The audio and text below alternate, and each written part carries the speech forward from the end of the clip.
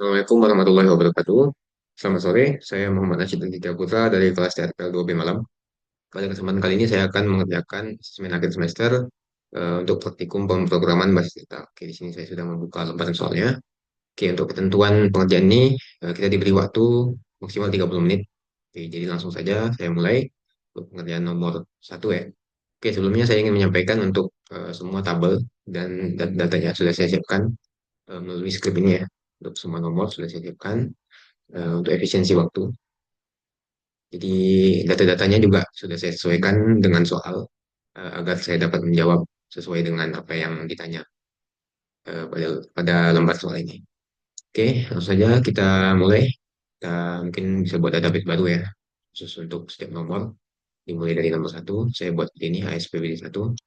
Kemudian untuk tabel dan datanya, saya langsung copy aja dari skrip yang sudah saya siapkan. Oke, berhasil. Oke, untuk tabelnya ada tabel buku, detail pesanan, pelanggan, dan pesanan ya. Sudah sesuai. Kemudian untuk datanya sendiri kurang lebih ini ya. Untuk pelanggan saya buat ada 10, kemudian buku juga ada 10, untuk pesanan kali ini dan detail pesanan. Saya bisa cek ya di tabel-tabelnya ini sesuai. Oke, lanjut ke nomor yang A. Tampilkan daftar nama pelanggan beserta total uang yang telah mereka belanjakan. Diurutkan dari total belanja terbesar. Tampilkan hanya pelanggan yang telah berbelanja lebih dari 500 ribu. Oke, langsung kita masuk ke menu SQL ya. Kita lakukan query di sini. Seperti namanya, kemudian kita menggunakan sum ya. Menggunakan agregat ini untuk cari total belanjanya.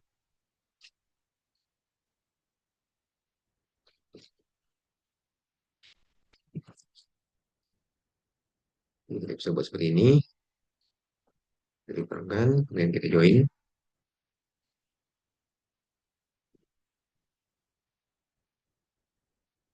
Pesanan, jangan.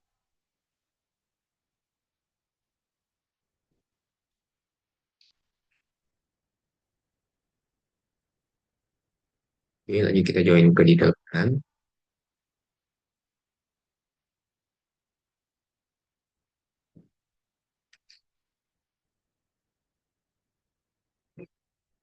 Nah, kita join ke tabel buku ya.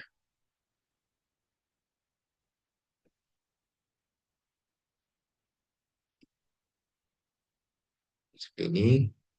Kemudian kita cari pesanan yang statusnya selesai. Punya yang sudah selesai, yang sudah dibelanjakan seperti itu ya. Kemudian kita grouping dia dari ID-nya dan nama. Hmm, kemudian kita ada menggunakan having sum ya untuk total ya.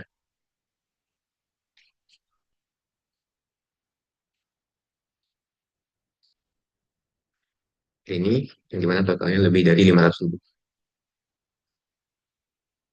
Kita lakukan order by untuk menampilkan dari yang teratas, sorry, dari yang terbesar. Ini ya, kita lakukan dengan descending untuk itu. Oke, kita coba jalankan. Oke, kita mendapatkan data nasi dari dia dengan total belanja 975 ribu. Ini data yang paling terbesar ya. Kemudian yang di bawahnya ada di atas tuh. Oke, sebelumnya juga saya sudah mencari ya jawabannya secara manual dari data yang saya sediakan. Oke, kita bisa lihat di sini yang nomor satu a sudah sesuai ya dengan hasil query saya. Oke, kita lanjut ke nomor 2. Soal yang B maksud saya. Tampilkan 5 buku dengan kategori fiksi yang paling banyak terjual selama tahun 2023. Oke, kita langsung masuk ke SQL. Kita langsung melakukan di sini saja. Dari judulnya ya. Dan ini kita lakukan agregat lagi dengan menggunakan sum. Cari mula.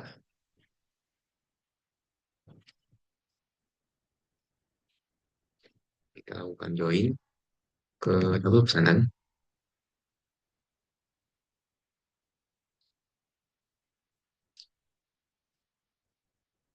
Dan kita lakukan join ke tabel buku.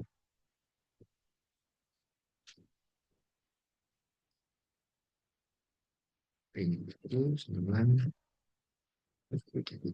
Seperti ini. Yang dimana status pesanannya nggak selesai gitu ya.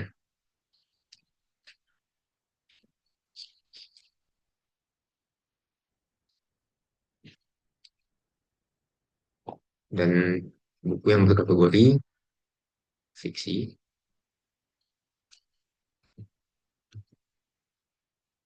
yang ada pada tahun 2023. Kita bisa targetkan pesanan angkanya seperti ini. Oke, wah, 2023. Kita lakukan grouping dari ID buku dan judulnya. Oke, seperti itu ya. Yang terakhir kita lakukan order by. Sorry, total. Order by total. Jadi seperti ini ya. Kita hanya mengambil 5 data. Oke, kita coba jalankan. Oke, untuk jawabannya kita mendapatkan eh, petualangan rimba dengan total terjual 15 gitu ya. Kemudian yang di bawah ada langit merah, total terjualnya 2. Kita cek jawaban yang sudah saya cari manual ya. Sudah sesuai juga ya. Ya, ini ya, petualangan rimba 15, kemudian bulannya yang diakhiri dengan langit merah dengan total penjualan 2. Oke, sudah sesuai. Kita lanjut ke soal yang C. Tampilkan nama pelanggan yang tidak pernah melakukan pemesanan sama sekali. Oke, ini kita bisa lakukan query di sini. Select pelanggan. Kita hanya menampilkan nama aja ya dari pelanggan. Kita lakukan left join mencari yang enggak pesan gitu ya.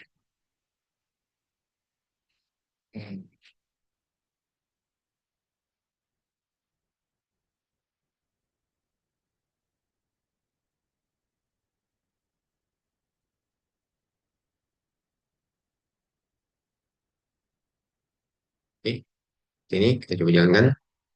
Oke, kita mendapatkan ada 3 nama pelanggan ya yang nggak pernah memesan buku. Ada Aryan, Steffi, dan Raisa. Oke, kita coba cek untuk datanya sudah sesuai juga ya dengan hasil query yang saya lakukan. Oke, saya rasa untuk nomor 1 sudah terjawab. Kita lanjut ke nomor 2. Kita bisa membuat database baru ya supaya kita nggak gabung-gabung lah. Oke, untuk tabel dan datanya juga sudah saya siapkan. Kita ambil saja script ini, lalu kita paste. Oke, kita bisa refresh. Nah, ada tabel departemen, karyawan, proyek, dan tugas. Nah, sudah sesuai ya, departemen, karyawan, proyek, dan tugas. Oke, lanjut ke soal nomor 1. Bisa lihat. Oh ya, sebelum itu untuk data di tabel nomor 2 ini kurang lebih seperti ini ya. 5 departemen, kemudian karyawannya hari ini, tugasnya, dan proyeknya. Oke, kita lanjut ke soal. Tampilkan nama departemen dan jumlah karyawan di setiap departemen. Tampilkan juga departemen yang tidak memiliki server. Oke, kita langsung buka menu SQL ya. Ini kita bisa langsung lakukan query di sini dengan mengambil data nama departemennya. Kemudian kita menggunakan count untuk total karyawannya ya. Oke,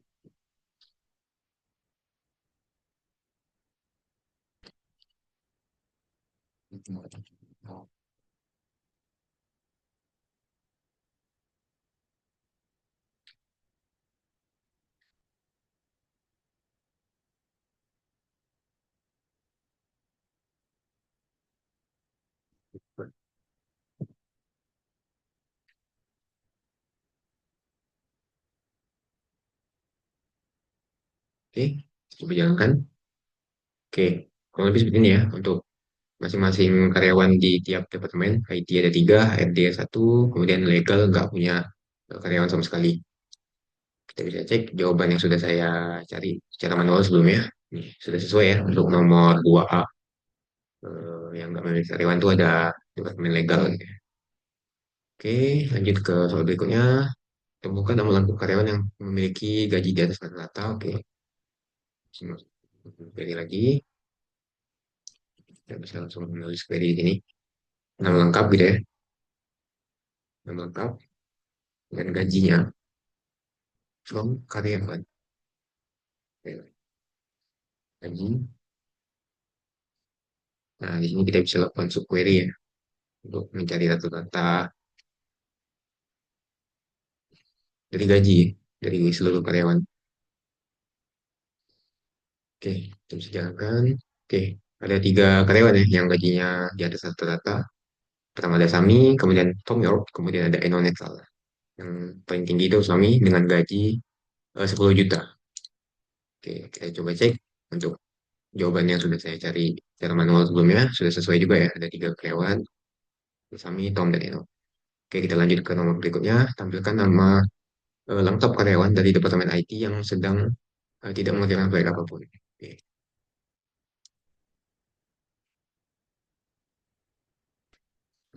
karyawan lengkap. Itu kita hanya mencari namanya aja ya. Kita bisa lakukan lab join sini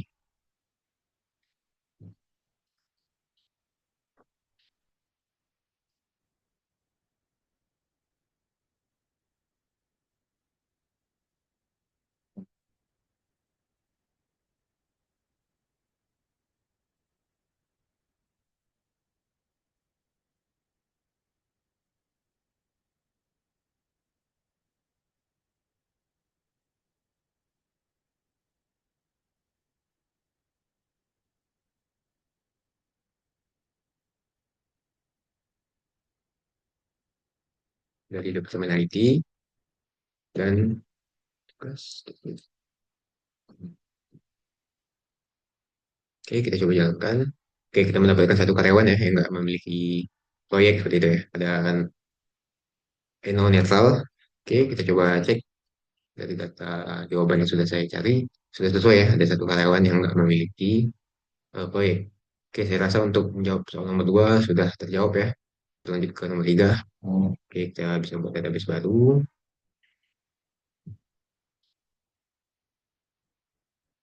Oke, untuk tabel dan datanya, copy dari script yang sudah saya sediakan. Oke, berhasil. Kita bisa refresh. Nah, ada tabel mahasiswa, mata kuliah, dan nilai. Oke, untuk soal yang pertama, buatlah sebuah status prosedur. Oke, kita disuruh membuat status prosedur yang dimana prosedur ini bisa memeriksa jika total SKS dari mahasiswa tersebut sudah mencapai 144, maka statusnya akan lulus gitu ya. Oke, langsung saja kita masuk ke SQL, melakukan query ya, untuk membuat delimiter. Untuk membuat prosedur gitu ya. Kita menggunakan delimiter untuk mencegah konflik titik koma, dan kita menggunakan sintaks create prosedur untuk membuat prosedur ya, dengan nama proses kelulusan. Untuk parameternya itu ini ya, cara 10 bisa seperti itu. Kemudian kita bisa mulai untuk membuat prosedurnya. Sama kita bisa deklarasi untuk variabel total SKS seperti itu ya. Kita sedia integer, kemudian kita select total SKS, kita masukkan ke dalam variabel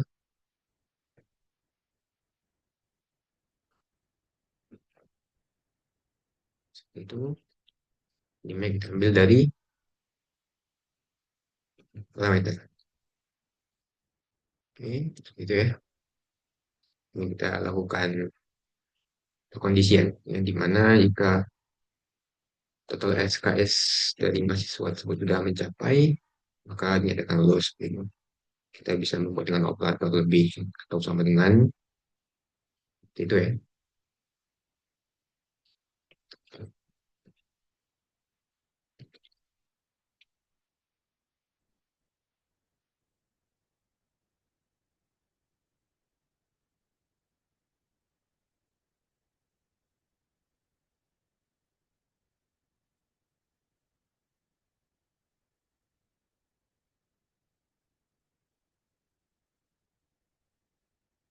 Yang ini kita buat kesannya ya.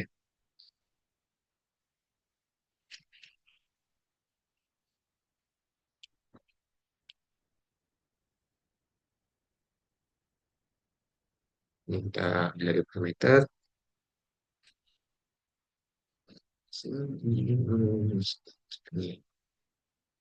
Oke, jadi kita di sebagai pesan.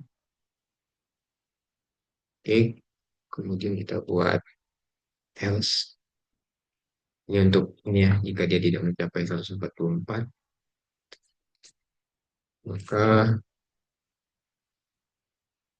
belum memenuhi syarat gitu ya, syarat lulus. Nah, kita bisa buat seperti itu.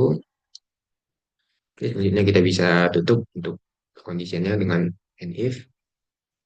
Kemudian kita tutup close dulu ya. Dan kita tutup key limited ya. Oke, kita coba jalankan. Berhasil. Kita refresh, seterusnya muncul ya, ada prosedur ini.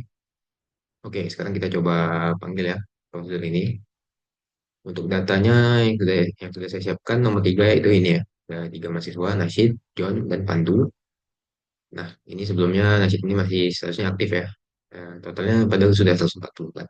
Nanti ketika kita menjalankan prosedur ini, maka status Nasid ini akan berubah menjadi lulus seperti itu. Ini kita juga bisa lihat di sini ya. Semua ya, masih aktif. Oke, sekarang kita coba jalankan.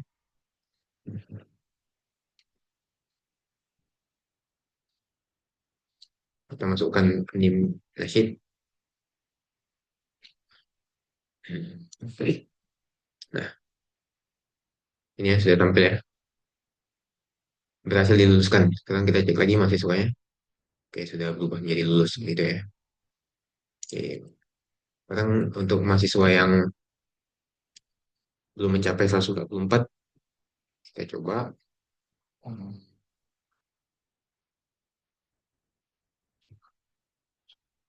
Maka akan tampil belum memenuhi syarat. Nah, begitu ya. Oke, saya rasa sudah menjawab untuk soal nomor 3A. Kita lanjut ke 3B. Kita diminta untuk membuat sebuah function ya untuk menghitung IPK. Langsung saja lakukan di sini. Oke, membuat delimiter untuk mencegah konflik di koma. Sebiasa kemudian kita lakukan create function dengan nama hitung IPK. Parameternya yaitu NIM. Ini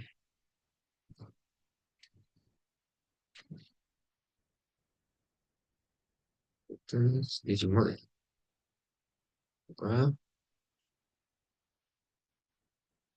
Oke, kita mulai untuk membuat function ya. Pertama kita deklarasi dulu untuk variable total kayak seperti ini.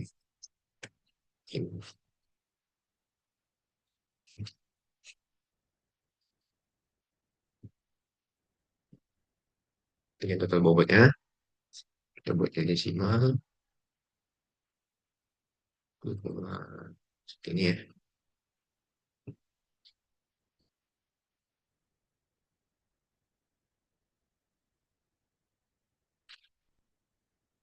Kemudian yang terakhir IPK ya. Kita buat jadi desimal. Oke, seperti itu. Lanjut, hitung ya. Kita menggunakan agregat sum. Dari mata kuliah. Kita ambil SKS-nya. Kemudian kita lakukan hal yang sama ya. Kita ambil SKS-nya. Namun kita berikan dengan hasil konversi. Buat konversi seperti ini. Kasih nilai nilai huruf.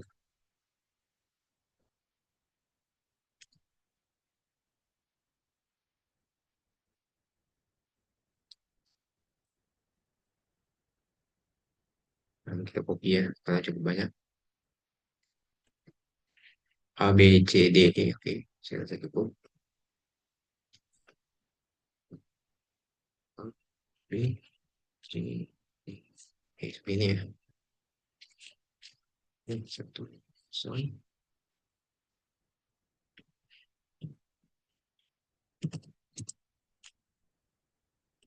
Else kita mau nol. Kita lakukan N. Ini. Kemudian, tunggu deh. Kita masuk ke variabel total SKS. Total bobot. Dan nilai. Kita lakukan join ya.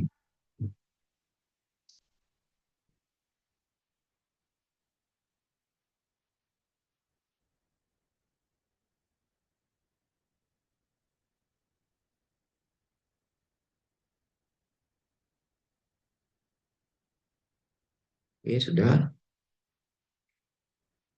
Kemudian kita menghitung IPK-nya dengan melakukan ini ya, set ke IPK.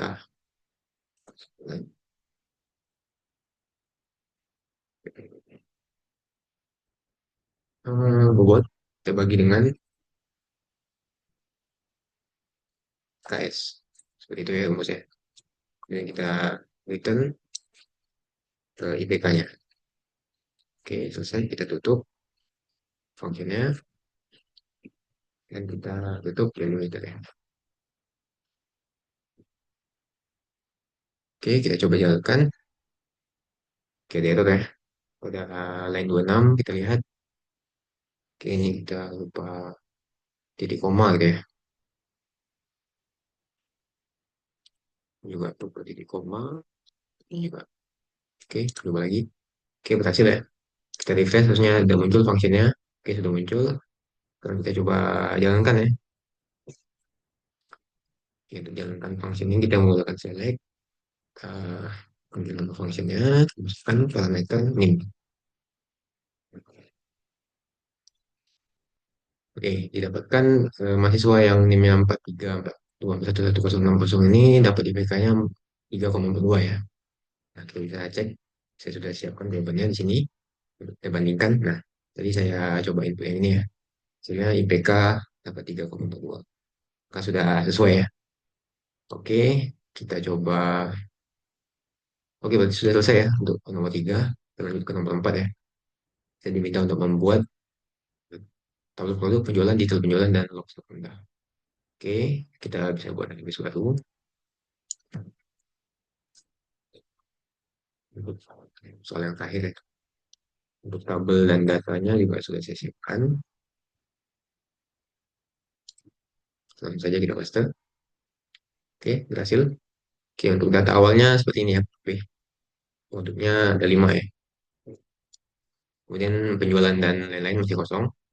Oke, kita langsung saja baca soal yang pertama. Kita suruh membuat trigger ya untuk mengurangi nilai pada kolom.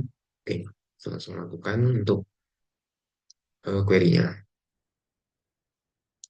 Kita bisa lakukan delimiter terlebih dahulu. Menjaga konsep titik koma. Kemudian kita lakukan create trigger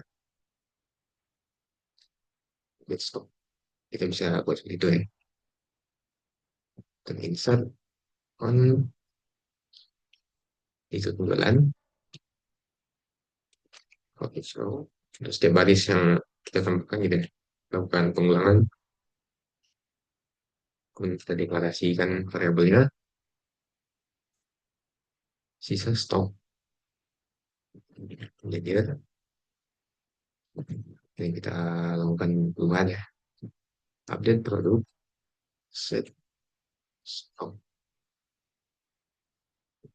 sama dengan stop dikurang dengan new di jumlah. Nah, seperti itu. Kemudian where ID produk.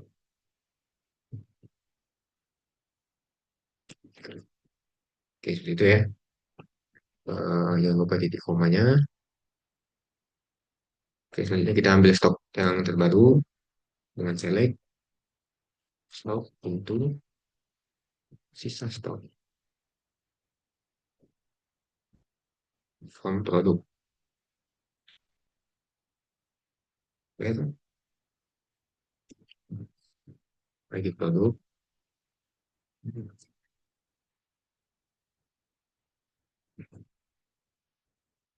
Ini kita buat kondisi untuk stok yang kurang dari 10 gitu ya. If sisa stok kurang dari 10, maka ini saja ke tabel harus terendam.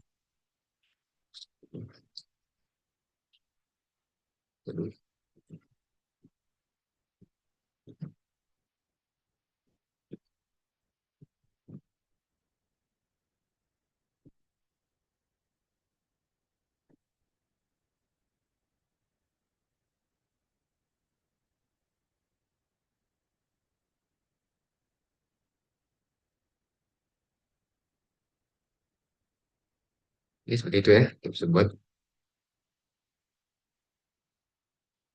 Kita lakukan end if.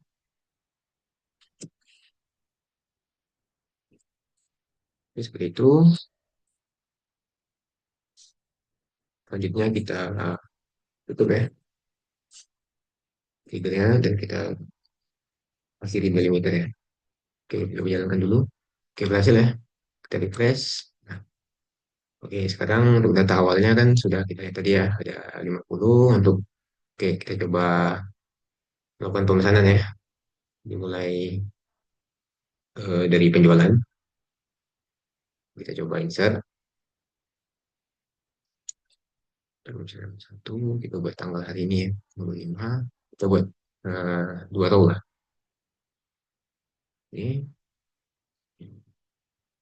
Kemudian di penjualannya saya ingin mencoba